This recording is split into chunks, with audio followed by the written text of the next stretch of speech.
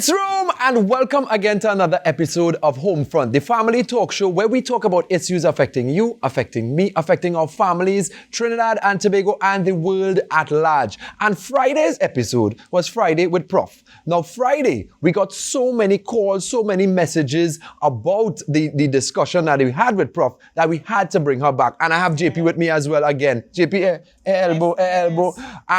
For those of you who missed Friday's episode, we have a professor in immunology, the professor in Trinidad and Tobago that deals with, when you're talking about vaccines, everything like that, Professor Michelle Monteil. So welcome again, Prof. Thank you. Yeah, so the response was crazy. I mean, all over social media, people were talking about it, they were asking about it. And the first thing we want to start off again is reiterating something that you mentioned on Friday, is about the blood clots, because people still have a concern about it. And you were mentioning in terms of the chances of getting a blood clot with the vaccine versus getting blood clots with COVID-19. Yes, the infection itself certainly increases your risk for clots, and it's 7 to 10 times more than you could possibly get with the vaccines. So that it is a considerable risk when you get COVID-19 to get a blood clot. What we do know with the clots associated with the vaccines is that they have to be treated in a different way. And we know how to treat that now. And as a result of that, when people get symptoms that might be in keeping with a clot, they should get to hospital as soon as possible. And that kind of treatment can be started, and survival definitely they will continue. All right? So you're saying that it's treatable? It's treatable. It's definitely treatable. So Okay. you're saying, just reiterating, Prof, you're saying the chances are 1 in a million. Yes. We have 1.4 million people in Trinidad. Yes. All right, so it's really minimal. And if I'm having symptoms after the vaccine, just go to my nearest emergency. Yes. And if they find a clot, they can treat it right away. Yeah. Yes. And usually the symptoms begin 4 to 21 days after the clot. Get there, and they can treat it in a particular way, and that really helps considerably. You heard it from the Prof herself. So you don't need to panic about the clots. We want you all to go get vaccinated. Yeah, we're inviting everyone to do that. So, Broom, so Prof, how about this? How about if I have a heart issue? I mean, in terms of having heart surgery or some heart problem, do I get the vaccine? You know, we've had all those stories in the media. What do I do? Well, there's no doubt that if you get the infection, it's going to put pressure on your heart and your lungs. Okay. And so that increases the risk for a bad outcome.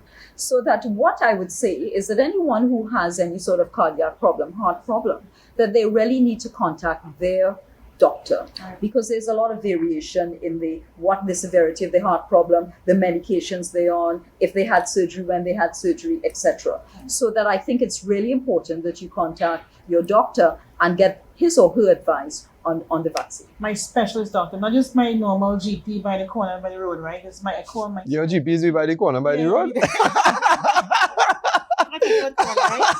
I don't know. They're not a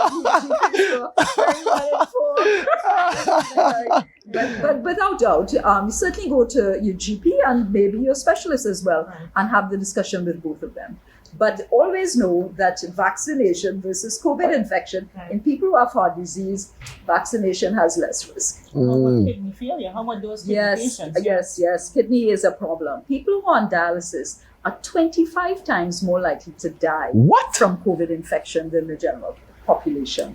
So there is certainly a need for them to be vaccinated. So if they get COVID, that is? If they get COVID, they are more likely to die. And as I said, 25 times the death rate in that population. So it's a very serious disease. What about lupus patients? Well, lupus patients, again, a lot of variation in the severity of the disease, the medications that they're on. So again, they should see their specialists.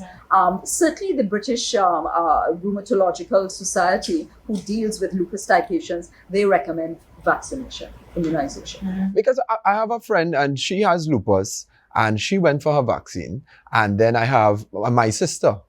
She has lupus as well, but then she was advised to wait a bit before, because I think they have to wean you off of certain medications and all of that first. So that's why I was glad you said that everyone contact their doctor, because not everyone is the same and going through the exact same process. Because you have two lupus patients who were advised differently. One was go and get it and the other was wait. Yes. Yeah? Absolutely. A lot of lupus patients have kidney problems. They are, and kidney disease and maybe on dialysis.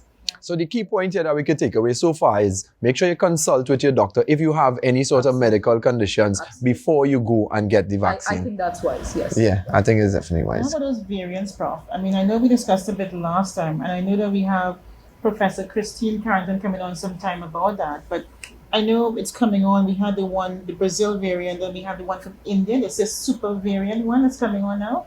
How does this impact this spike? What do you see for this year so far with the variants? Okay, I'll consult my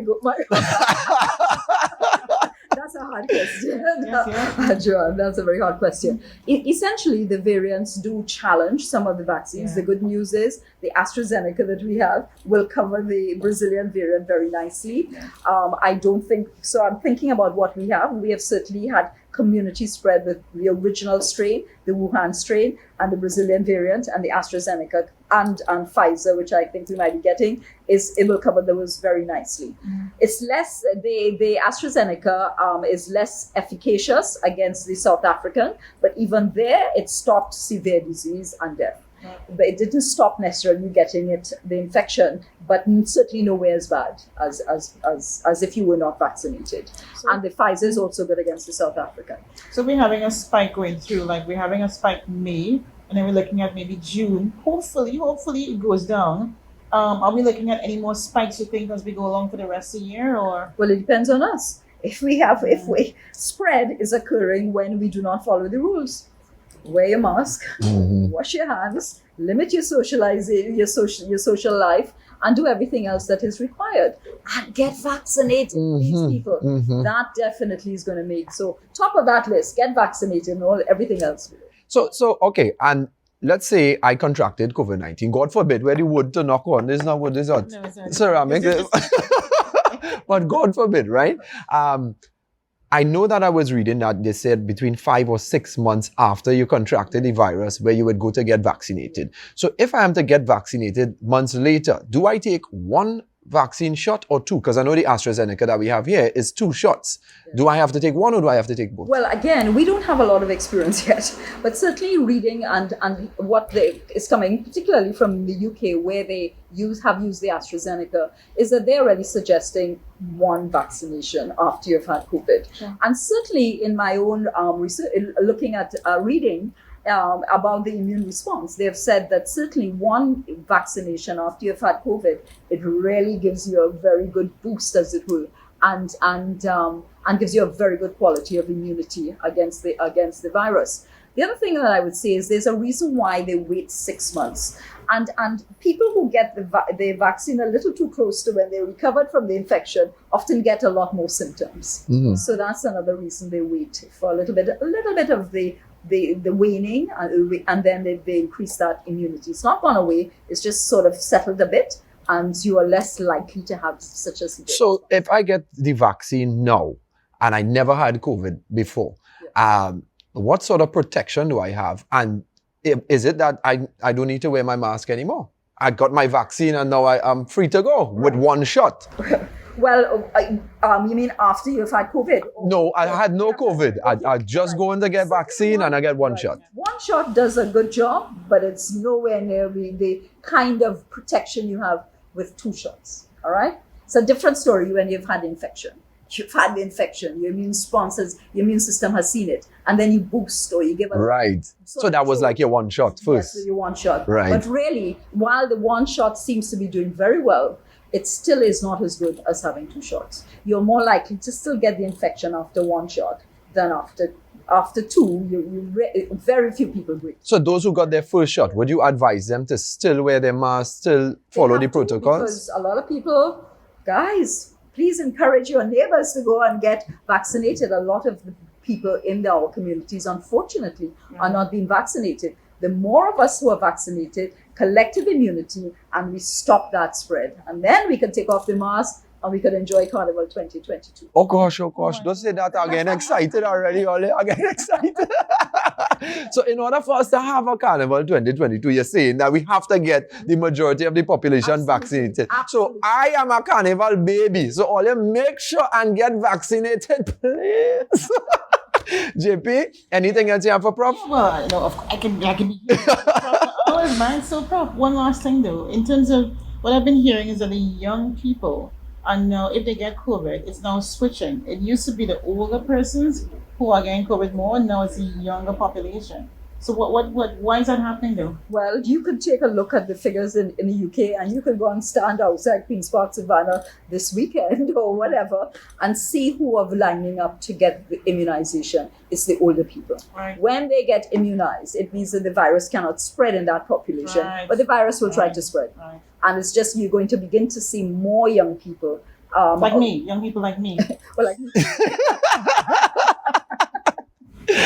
you'll see actually a difference. You're going to see more older people who are not going in the hospital, not getting severe disease, and actually more young people. So the virus is now trying to make its way. It's trying to multiply, make daughters, and In move where on. there's a vulnerable population, Sure, which is it's going to go for it. It's going to go, and we also have the Brazilian strain, which interestingly has been causing more severe infection in younger people. So that's a little worry. So in terms of the younger people with the Brazilian strain, is it that it is more infectious, that the younger people are getting it quicker than the older people are getting? What's the difference? It is a more infectious virus, without doubt. And there's some suggestion that it may be more lethal, more virulent. And so when you get your older population vaccinated, they have some protection. If the young people say, well, not me, we'll see. So young people, we have to be careful. We have to be careful, JP. We young people, we have to be careful. We have to don't feel that that we are totally immune to this COVID-19 virus. I mean, we all have to do it together because I have parents that are over 60 and I have to protect them as well. So we are inviting everybody, we are encouraging you all to get vaccinated. Prof, we want to thank you very much again for being here again. I know you were here just on Friday, JP, you as well. Thank you, ladies, for joining us, because this is a hot topic in Trinidad and Tobago, in the world right now. And as we roll out this vaccine, we wanted to make sure that we touch base with you so we could get all of the right information so that people are not so afraid to get vaccinated. So this is how we do it on Homefront. We ask the hard questions and we give you the real answers with the prof on a Friday. I mean, we're going to have another prof on this Friday, JP? Every Friday. So you all can look forward to it. But you could also look forward tomorrow to another episode of Homefront. It's Rome. Thank you very much for joining us, JP. Thank you. Again, Prof, thank you. See you guys tomorrow, and send those video questions.